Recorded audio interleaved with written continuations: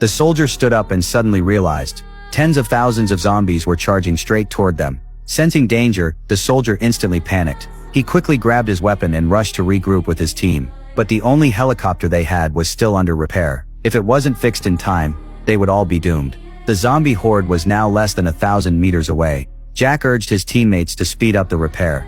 Luckily, after 2.5 minutes, they finally got the chopper running. Everyone quickly boarded the helicopter, ready to lift off.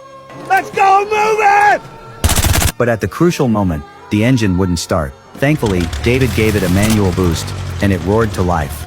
As the helicopter slowly moved toward the runway, they finally saw a glimmer of hope to survive. But it was far from the time to let their guard down. The helicopter needed enough speed to take off properly, but the zombies behind had caught their scent. They chased after the chopper like mad beasts.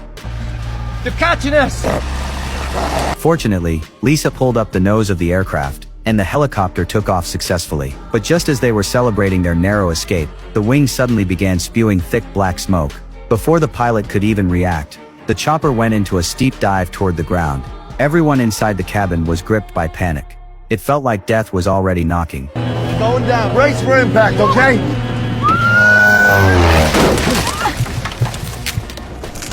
Luckily, they made it out with their lives.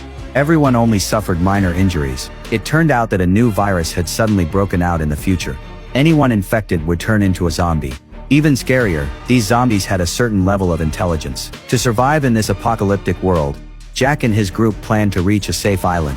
It would take them 2 full days to get there. They chose to rest overnight in an abandoned train station. But in the middle of the night, David quietly sneaked into one of the train cars.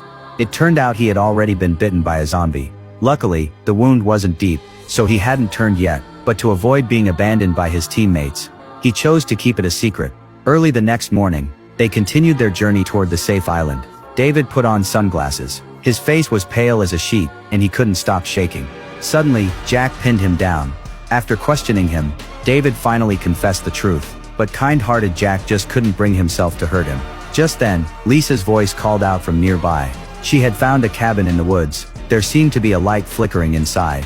Jack cautiously went to take a look, but the house lights suddenly turned on. Who are you, and what do you want? Even though Lisa stepped forward and tried to explain, no one dared to relax under such circumstances. The homeowner then ordered them to drop their weapons. Only then were they allowed to take shelter inside. The owner turned out to be an engineering professor. In this chaotic world, his skills became incredibly useful. The cabin had running water and electricity. Everyone thought they had finally found a safe haven. But little did they know, a new danger was quietly approaching.